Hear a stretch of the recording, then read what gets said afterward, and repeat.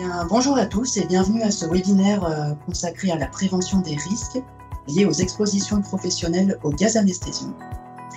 Donc je commence par me présenter, Fabrice Laugereau, je suis coordonnateur de projet et chargé de communication pour MT71. Et je suis aujourd'hui accompagnée de Nathalie Carré qui se présentera dans une minute et qui animera ce webinaire. Comment ça va se passer? C'est très simple. Vous pouvez poser vos questions dans l'onglet Conversation ou dans l'onglet Questions-réponses. Je poserai vos questions à Nathalie Carré pour vous et elle pourra y répondre. Eh bien, je vous souhaite un bon webinaire et puis je vous dis à tout à l'heure. Merci Fabrice. Bonjour à vous tous. Donc, je suis Nathalie Carré et je suis toxicologue au niveau du service de prévention et de santé au travail MT71. Donc, nous allons commencer ce webinaire sur la prévention des risques aux expositions professionnelles aux gaz anesthésiants.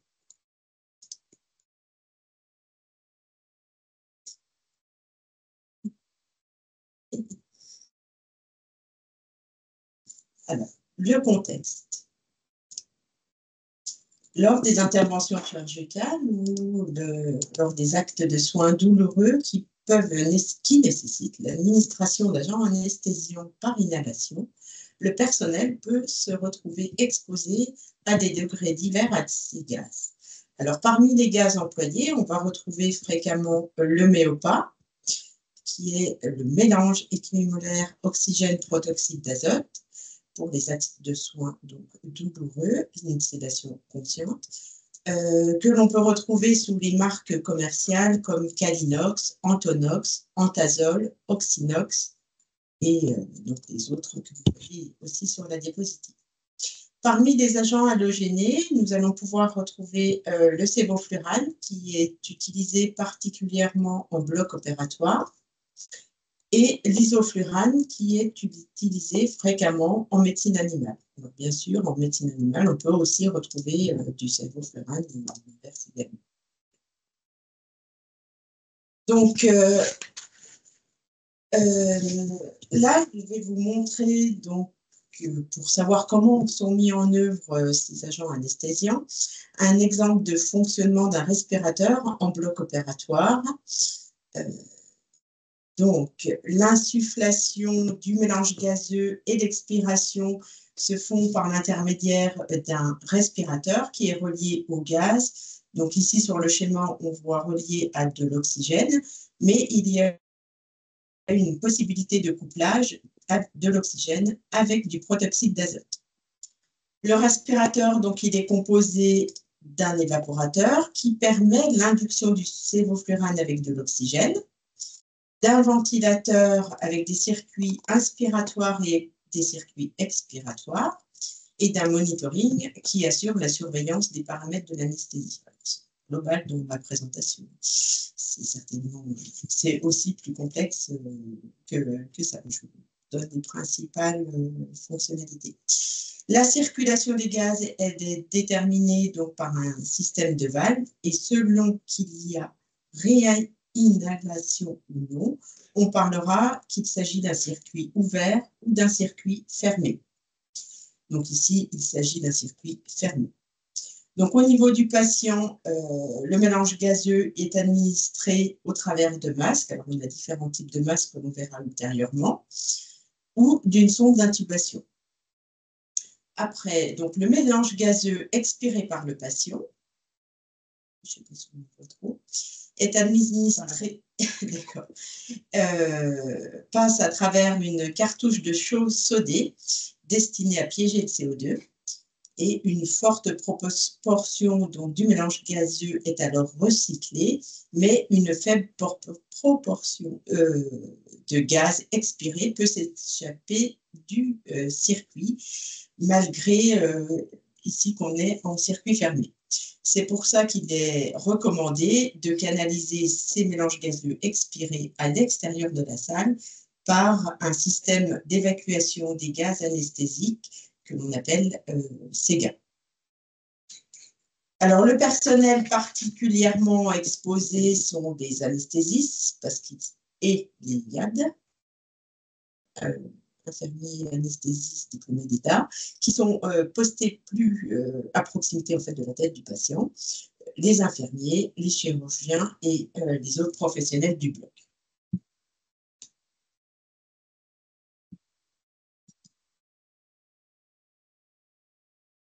Alors, les patients sont pris en charge et surveillés, mais quels sont les risques d'exposition pour le personnel qui utilise ces agents anesthésiants?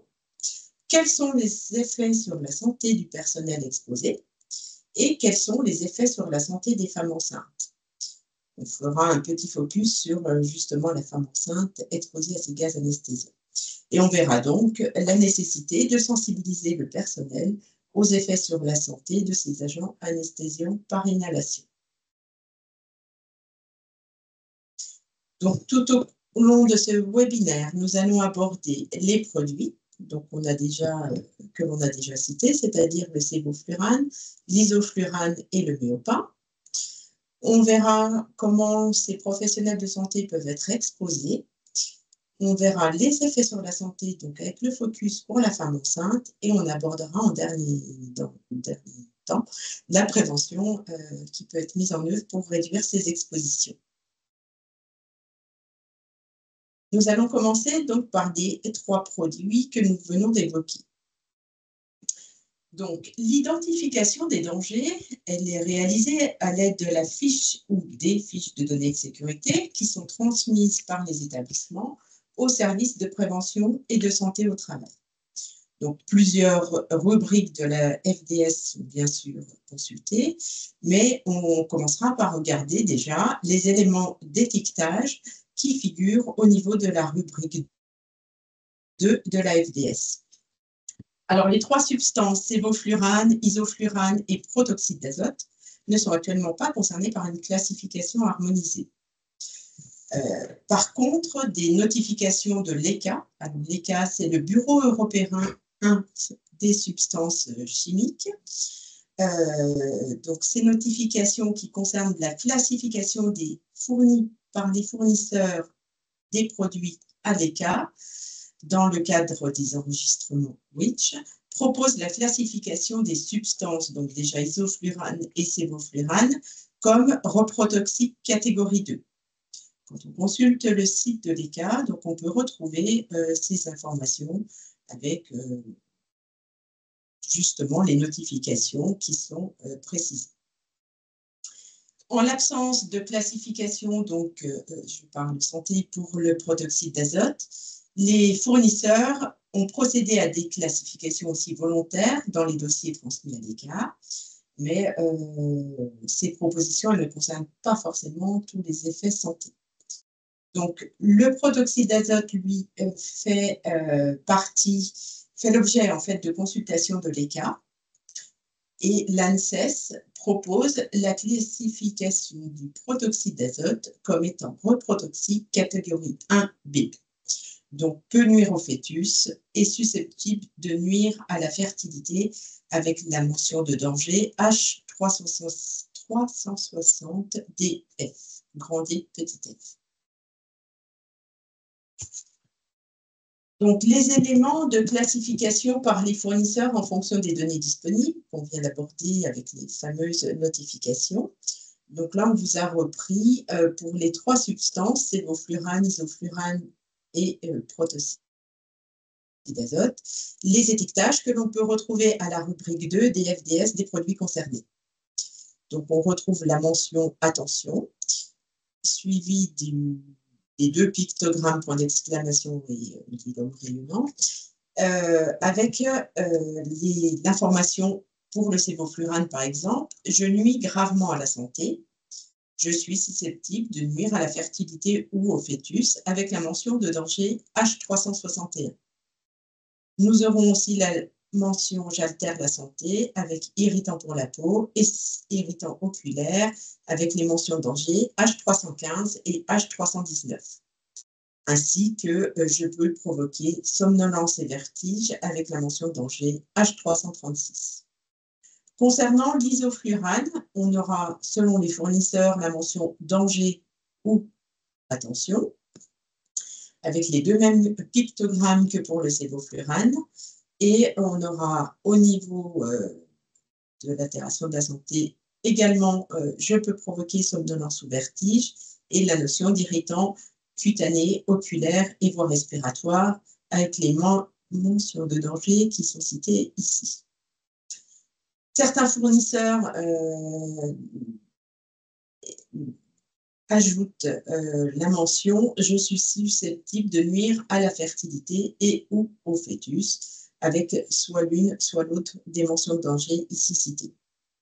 Donc, cette classification pour l'isoflurane, elle est susceptible de varier en fonction des fournisseurs. Concernant le protoxyde d'azote, on a pour l'instant sur les fiches de données de sécurité essentiellement ces dangers physiques ici. Donc, je fais flamber et je suis sous pression avec les mentions de danger correspondantes, et également la mention j'altère la santé avec justement les possibilités d'atteinte au niveau du système nerveux central. J'ai peut-être été trop vite, c'est bon. Donc, on vient de voir l'étiquetage et la classification plutôt, et l'étiquetage des trois produits.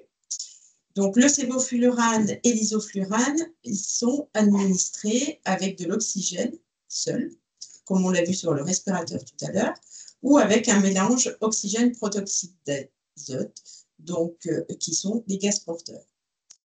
Le méopa est un gaz constitué d'un mélange de 50% d'oxygène et 50% de protoxyde d'azote, c'est le principe actif. Donc, ces agents anesthésiants, avec l'oxygène et le mélange oxygène-protoxyde d'azote, sont devenus donc des substances qui sont très volatiles. Et c'est ces mélanges gazeux qui peuvent être ensuite véhiculés dans les circuits du respirateur, des circuits inspiratoires et expiratoires.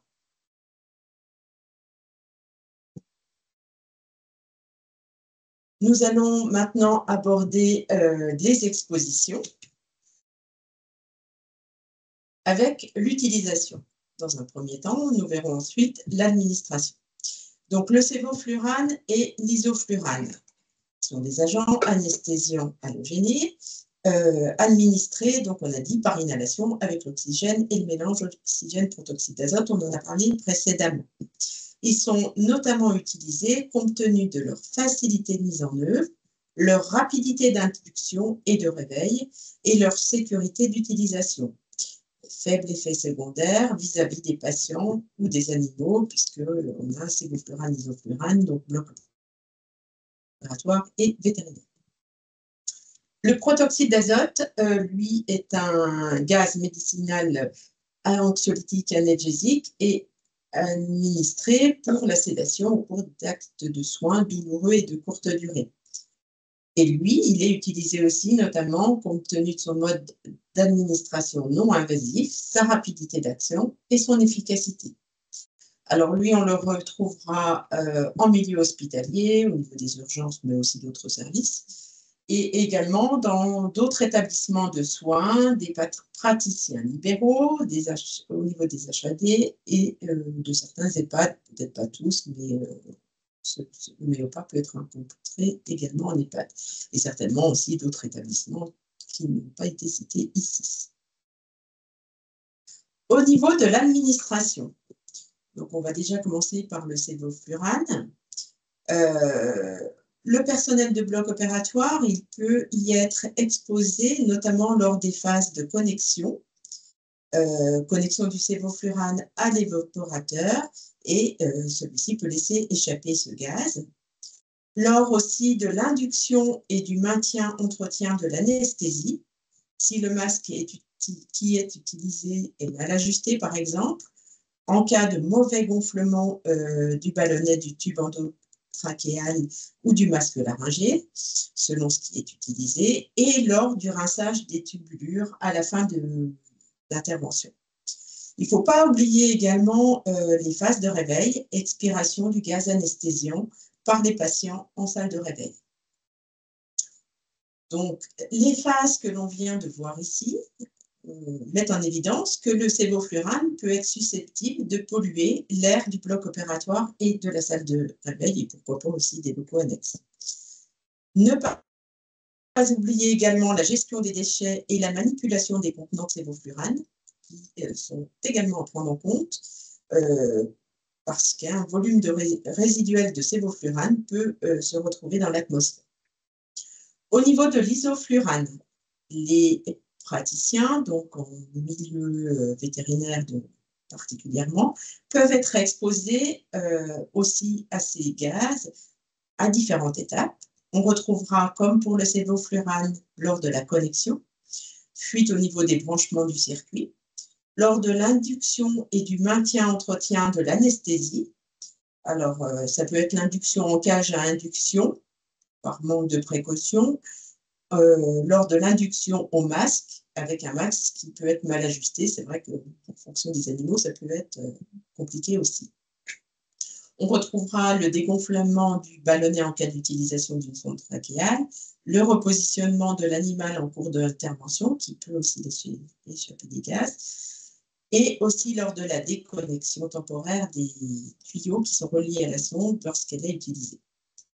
Alors, il peut y avoir aussi des filtres au charbon actif, on n'en a pas trop parlé, des systèmes de récupération de gaz s'ils sont saturés et quand ils sont présents. Alors, je ne sais pas s'il y a beaucoup d'établissements qui utilisent ces filtres à charbon actif, que ce soit en bloc ou en vétérinaire, mais en plus c'est assez vite saturé, donc c'est a priori et cher, je crois, donc peu utilisé.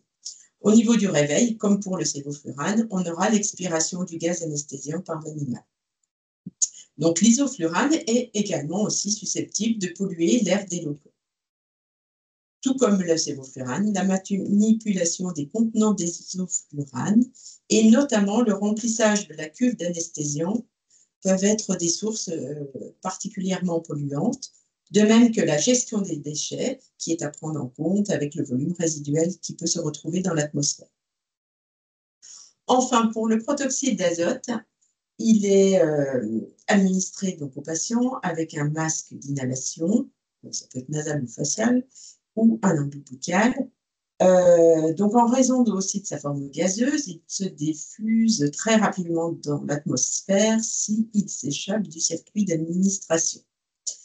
Et donc, peut être aussi inhalé par le personnel à proximité, à travers les interstices entre les bords du masque et le visage du patient, au niveau de l'ampoule buccale, et après la fin de l'administration, quand le masque est enlevé du visage du patient, mais que la bouteille de Méopa n'est par exemple pas fermée.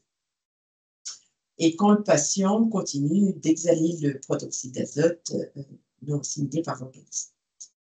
Donc, tout comme les deux autres produits, le personnel peut se retrouver exposé au protoxyde d'azote.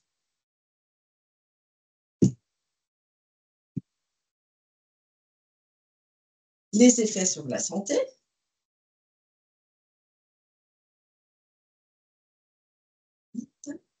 Avec la toxicocinétique, donc des différents agents anesthésiants par inhalation.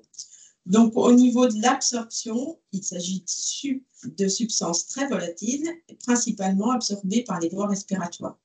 Et l'absorption par inhalation, elle est rapide. Au niveau de la distribution, ces agents sont distribués dans tout l'organisme par la voie sanguine. Le métabolisme, il est faiblement métabolisé, voire pas pour le protoxyde d'azote. Et au niveau de l'élimination, ce qu'il faut retenir, c'est qu'il est pratiquement presque tout éliminé dans l'air expiré sous forme inchangée. La toxicité. Donc, plusieurs études rapportent des effets neurocomportementaux pouvant être associés à une exposition professionnelle à ces produits, agents anesthésiques par inhalation. Donc, pour le sévoflurane, on aura tout ce qui est fatigue, maux de tête, mais on le retrouve à peu près pour les trois produits. Somnolence, vertige, diminution d'appétit, baisse de la mémoire et de la coordination, problème d'équilibre. Donc, tout ce qui est effets neurocomportementaux. Identique à quelque chose près pour l'isoflurane. La toxicité hépatique est par contre discutée. Et pour le protoxyde d'azote, donc à court terme, nausées, vomissements, maux de tête, on retrouve baisse de la vigilance et des réflexes, étourdissement, engourdissement. Et à moyen ou long terme, on pourra avoir des atteintes hématologiques, des altérations du système immunitaire, des atteintes neurologiques, atteintes hépatiques et rénales. Donc, bien sûr, la survenue des effets est corrélée à l'intensité de l'exposition, donc la fréquence et la durée et le niveau d'exposition. Maintenant, on va voir les effets sur la santé plutôt du côté reprotoxicité. Donc, le sévoflurane est susceptible de nuire à la fertilité ou au fœtus. Baisse de la fertilité, exposition durant la grossesse et aussi possibilité de passe dans le lait maternel. Pour l'isoflurane, les effets sur la reproduction sont encore discutés. Il est difficile d'établir un lien direct avec l'exposition compte tenu du contexte de polyexposition. Association avec du protoxyde d'azote notamment, mais aussi d'autres expositions telles que l'exposition formale et aux rayons X. Il existe des signaux d'alerte en matière de toxicité chez les femmes exposées professionnellement donc aux gaz anesthésiques. Il n'existe cependant pas d'études chez l'homme sur les risques pour l'enfant en cas d'exposition de la mère pendant l'allaitement, mais le produit passe dans le lait. Dans le doute, il convient d'éviter d'exposer plutôt une femme allaitante. Et pour le protoxyde d'azote, là, plusieurs études font état de signaux d'alerte forts en matière de toxicité pour la reproduction. On a vu que l'ANSES propose de classer le protoxyde d'azote comme reprotoxique catégorie 1B, alors que pour l'instant, pour l'isoflurane et le sévoflurane, on est sur une catégorie toxicité pour la reproduction catégorie 2. Donc là, c'est toxicité pour la fertilité féminine, avortement spontané et au niveau du développement fœtal. Et par contre, il n'existe pas d'études chez l'homme sur les risques pour l'enfant en cas d'exposition de la mère pendant l'allaitement. Quoi qu'il en soit, afin de limiter l'exposition aux agents anesthésiants par inhalation, il est conseillé aux femmes enceintes ou ayant un projet de grossesse de prendre contact avec son médecin du travail. Donc, quelques facteurs de risque confondants, on vient de les évoquer notamment avec l'isoflurane, mais c'est valable aussi pour le sévoflurane. Donc, c'est des facteurs de confusion car ils sont en association, donc soit avec l'exposition à d'autres gaz anesthésiques ou le protoxyde d'azote. On a vu que le protoxyde d'azote pouvait faire partie, être couplé à l'oxygène dans le fonctionnement d'un respirateur, par exemple avec le sévoflurane. Mais on a vu aussi diapositives précédentes, les expositions au formol, les rayons X et la posture des poumons prolongée.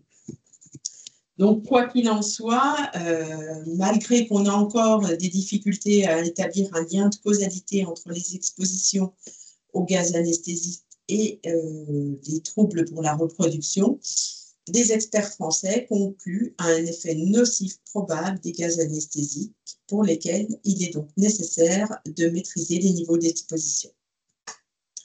Parmi les études qui ont pu être consultées, on observe une grande variabilité entre les études et ces variabilités, elles sont dues notamment aux techniques d'anesthésie. On a vu que ça pouvait être le masque laryngé, l'intubation trachéale, aux gaz utilisés et aux appareils. On peut avoir des circuits ouverts, des circuits fermés, et aux combinaisons et concentrations des gaz anesthésiques utilisés. De même, pour les prélèvements d'atmosphère, il y a une hétérogénéité entre les études, ce qui limite les comparaisons possibles. Il arrive qu'on n'ait pas la caractérisation des situations de travail, donc ce qui permet, ce qui est difficile de conclure, d'avoir des données significatives du coup. Les durées et méthodes de prélèvement ainsi que les analyses sont à prendre en compte. Donc, nous allons continuer toujours sur les effets sur la santé avec un focus sur la femme enceinte. Donc, pour vous illustrer ces expositions, je vous fais part d'une étude que nous avons réalisée au sein de notre service MT71, qui est certes une seule étude unique, qui a été réalisée dans un établissement hospitalier de notre département.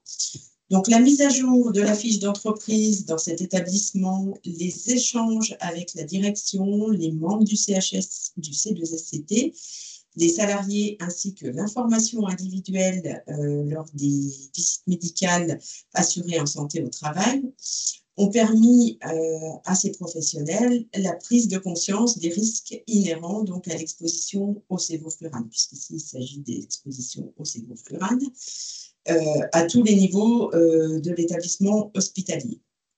Donc, ces risques sont désormais pris en compte dans le document unique d'évaluation des risques professionnels de l'établissement et les dangers du sévoflurane ont été aussi intégrés dans le livret d'accueil de l'établissement. Donc, c'est ainsi qu'une femme enceinte, ainsi qu'une gynécologue obstétricienne est venue en consultation auprès du médecin du travail pour l'informer de la positivité de son test de grossesse. Donc, c'est une gynécologue qui intervient 2 journées complètes par semaine au niveau du bloc opératoire. Dans les blocs opératoires, la ventilation générale dispose d'un renouvellement de l'air supérieur à 15 volumes par heure. Par contre, tous les blocs ne sont pas équipés de systèmes d'évacuation des gaz anesthésiques SEGA.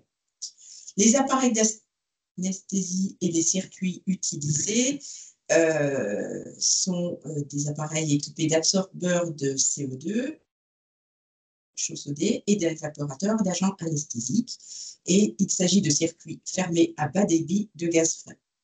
Donc, au niveau des pratiques anesthésiques, lors de l'utilisation de ces agents anesthésiants par inhalation, c'est principalement l'intubation trachéale et le masque laryngé. Sinon, les opérations de maintenance et les entretiens périodiques sont effectués.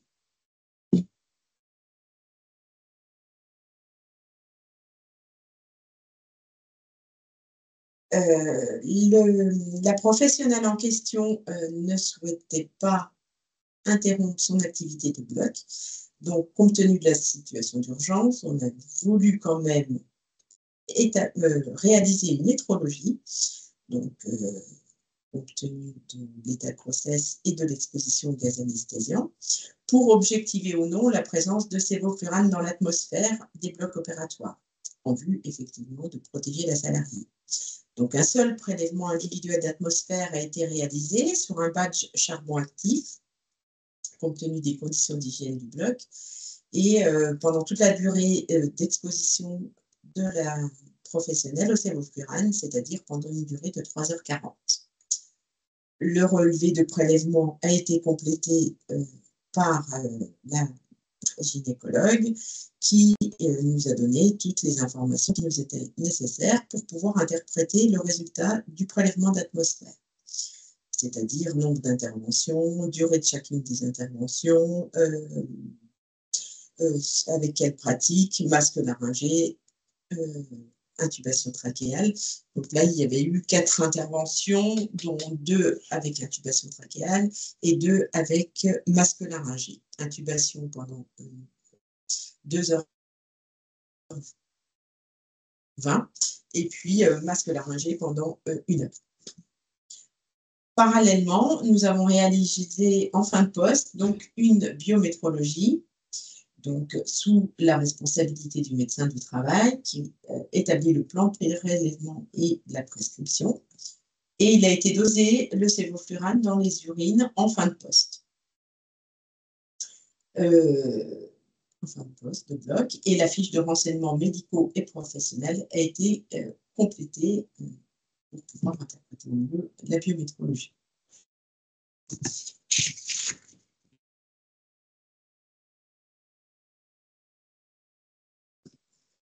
Donc, nous allons maintenant aborder les résultats de cette métrologie et biométrologie.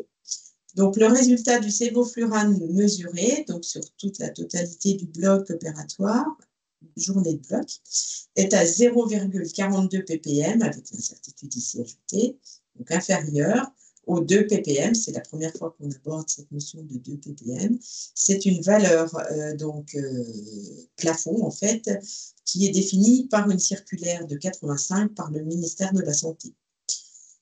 Donc, nous avons appliqué cette valeur de 2 ppm pour les agents halogénés, ici le sévoflurane, car actuellement, il n'y a pas de VLEP française pour la substance sévoflurane. Au niveau de la biométrologie réalisée, pour le sévoflurane, donc urinaire, on avait une valeur de 0,748 microgrammes par litre, donc inférieure au 1,4 microgrammes par litre, qui est la valeur recommandée par le NIOSH pour une valeur atmosphérique retrouvée de 0,5. Alors nous, on a considéré qu'on était sensiblement à 0,5, donc on s'est dit qu'il fallait être inférieur à 1,4. Il n'existe pas de valeur biologique d'interprétation issue de la population générale et pas de VBI, valeur biologique d'interprétation pour le milieu de travail. Nous avons consulté Biotox de l'INRS.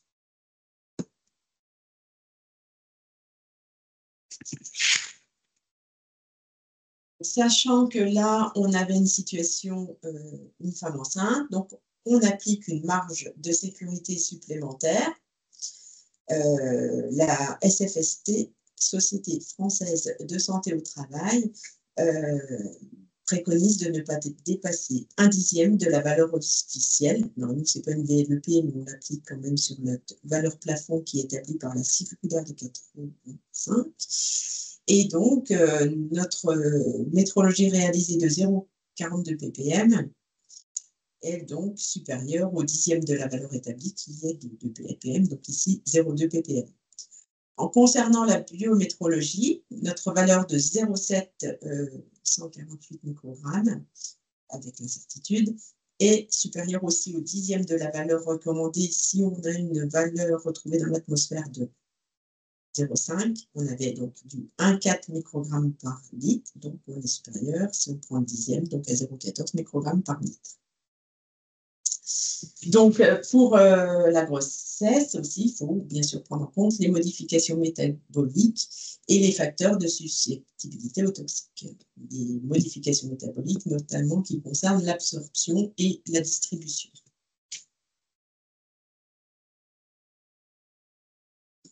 Donc, pour finir sur ce focus pour la femme enceinte, les mesures atmosphériques et biométrologiques sont supérieures au 10e des valeurs recommandées. Selon la SFST, donc on applique le principe de précaution. Comme il y avait un souhait de la gynécologue de pouvoir intervenir en bloc, une nouvelle organisation a été mise en place avec l'aide des médecins anesthésistes et les anesthésies pour ces patientes ont été réalisées par intraveineuse sur recommandation du médecin du travail. Enfin, nous allons pouvoir aborder la prévention.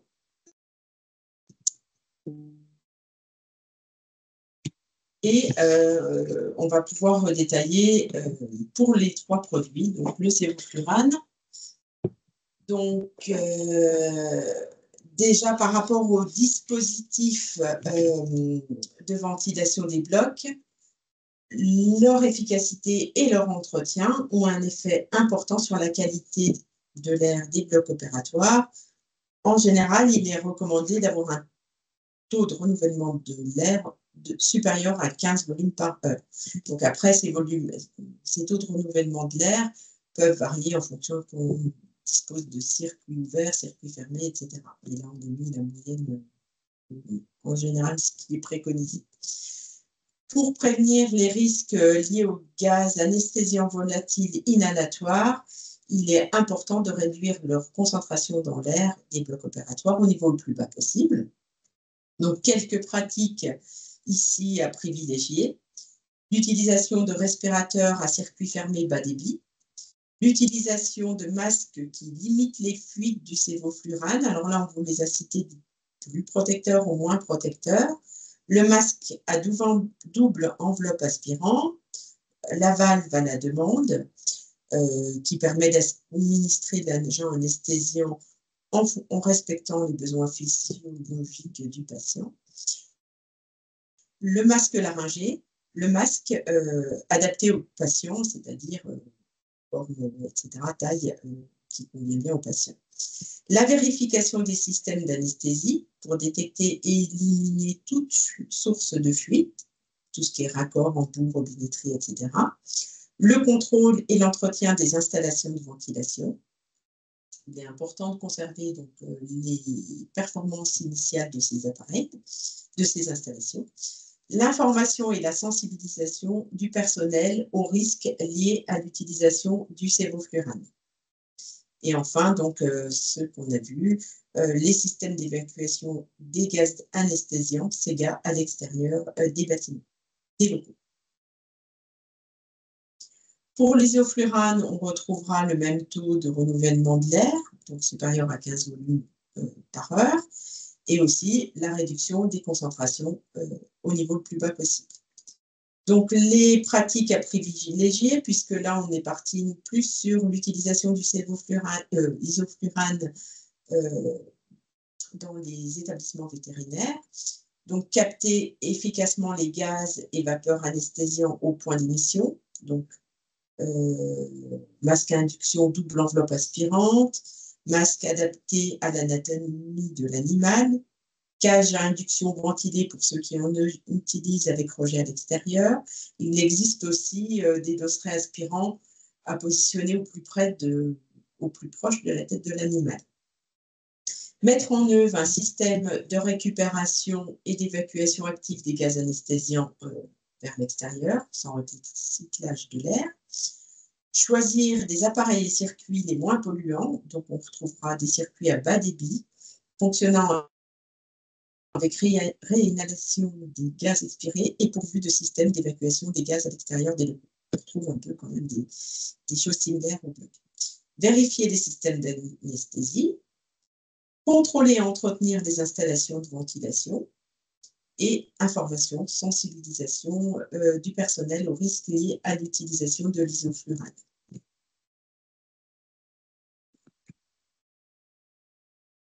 Enfin, pour le protoxyde d'azote, l'assainissement des locaux de travail, ventilation mécanique des salles lorsqu'elles en disposent, puisqu'on a vu que le méopa pouvait être utilisé dans différents milieux et pas forcément correctement ventilé.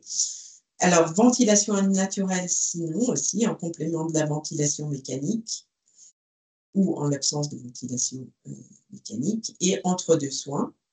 Capter le protoxyde d'azote à la source par aspiration, capter le gaz à la source au plus près de son point d'émission et rejeter le gaz à l'extérieur du bâtiment, SEGA, les prix SEGA.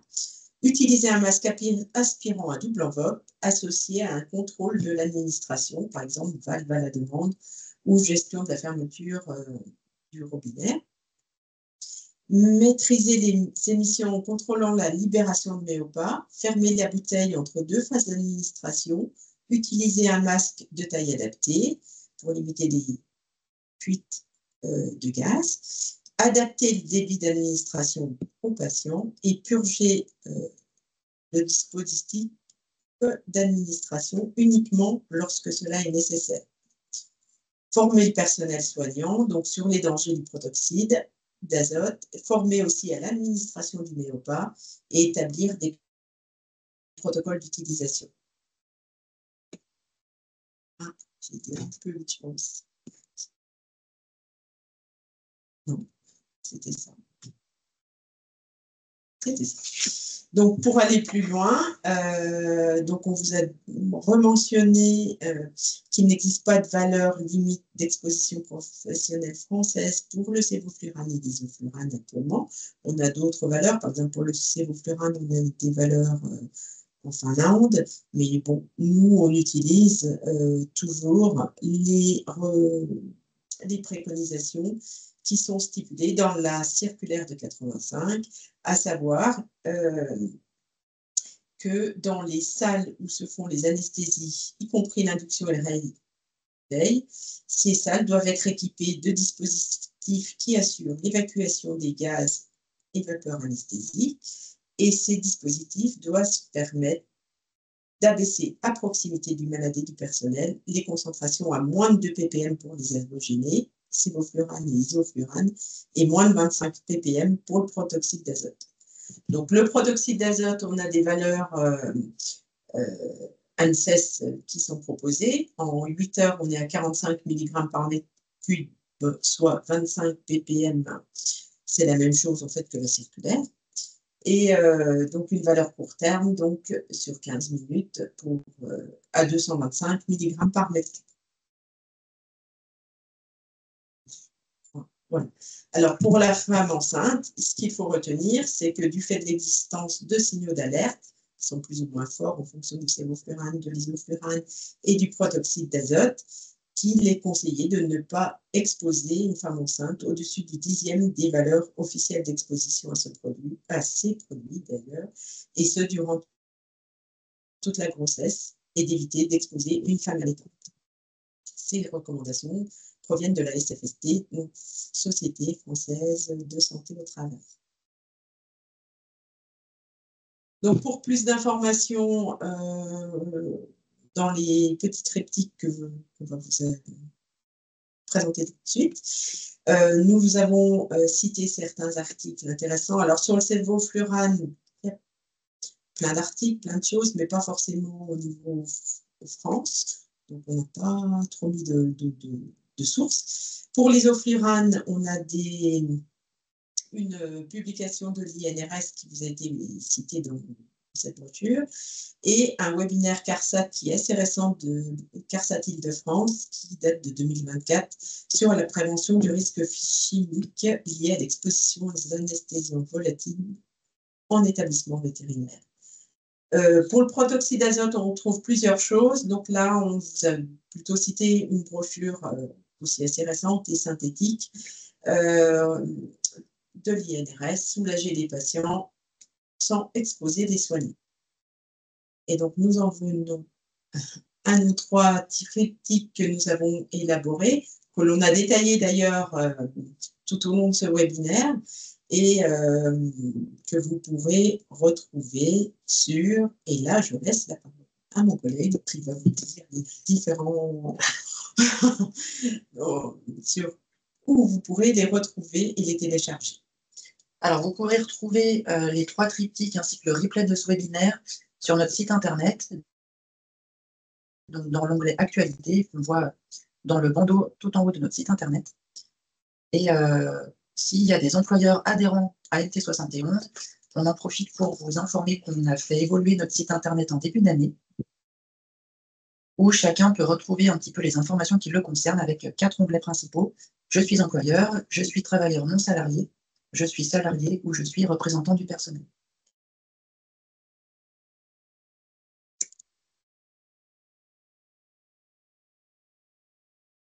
Alors, on vous remercie pour votre attention et on reste maintenant à votre disposition pour répondre à vos questions. Alors, merci Nathalie. On a une question. Alors, je te lis, c'est une situation qui est détaillée. Je suis vétérinaire et je fais beaucoup de dentisterie. Vous avez noté dans les effets de l'exposition à l'isoflurane une toxicité hépatique discutée. Pour ma part, je présente une augmentation très importante des gamma-GT depuis que je fais de la dentisterie. J'ai fait de nombreux examens qui n'ont rien donné. La biopsie hépatique a conclu à des lésions compatibles à une intoxication médicamenteuse, or je ne prends aucun médicament. Donc pour ma part, la toxicité hépatique semble avérée, au moins dans mon cas. Y a-t-il d'autres personnes dans mon cas? Est-ce qu'à ta connaissance... Alors, c'est vrai que j'ai beaucoup travaillé sur le sévoflurane, d'ailleurs dans le cadre d'un mémoire, mais l'isoflurane, il faudrait que je recherche, mais j'ai pas de notion comme ça, effectivement. Donc là, il faudrait effectivement que vous vous rapprochiez du médecin du travail. Ouais, alors pour tout ce qui est effet sur la santé, rencontré. Et par contre, on peut tout à fait regarder dans nos sources et revenir vers vous si on trouvait des éléments similaires par rapport à des cas qui auraient pu être remontés en ce sens. Alors là, comme on est sur un webinaire régional, Carole, il faudrait vous rapprocher de votre service de prévention et de santé au travail. Si vous êtes adhérente en Saône-et-Loire, donc MT71, n'hésitez pas à nous recontacter. Et sinon, on vous invite à contacter votre SPSTI. Et puis, une deuxième question, où trouve-t-on des cages à induction ventilée? Alors, pareil, moi, je ne me suis pas trop penchée sur les vétérinaires. Ces cages à induction ventilée, je me suis rapprochée de mes collègues qui ont déjà visité beaucoup de vétérinaires et personne ne connaissait ces cages à induction. Donc, je pense que sur Internet, on doit retrouver des fournisseurs de cages à induction possibles. Mais je pense que ça a une utilisation. C'est un vétérinaire, je suppose, qui pose la question. Oui.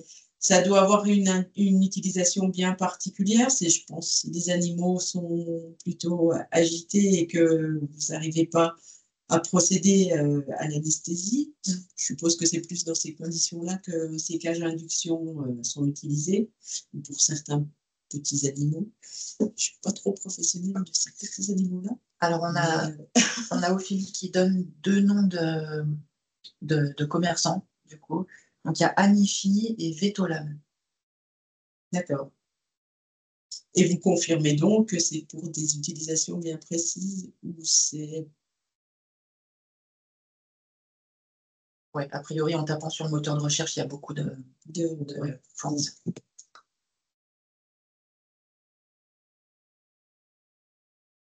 Peut-être d'autres questions. Est-ce qu'il y a d'autres questions?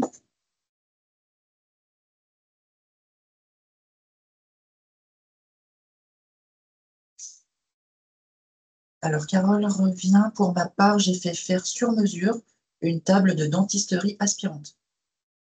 Ah, ça, c'est très bien. Oui. Un peu style, je suppose, dosseret aspirant.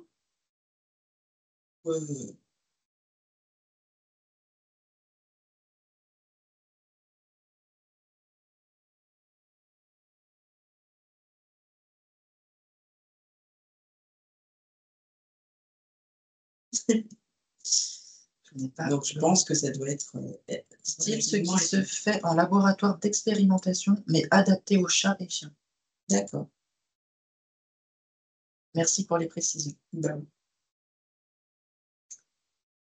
Eh bien, en attendant une éventuelle autre question, donc je vais vous envoyer un mail avec un questionnaire de satisfaction pour recueillir et pour nous améliorer aussi pour la suite.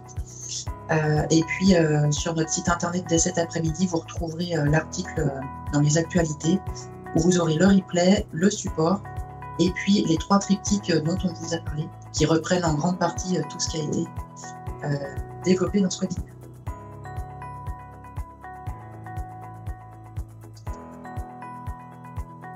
Eh bien, il n'y a pas l'air d'avoir d'autres questions, donc on va vous remercier et puis vous souhaiter une bonne fin de journée.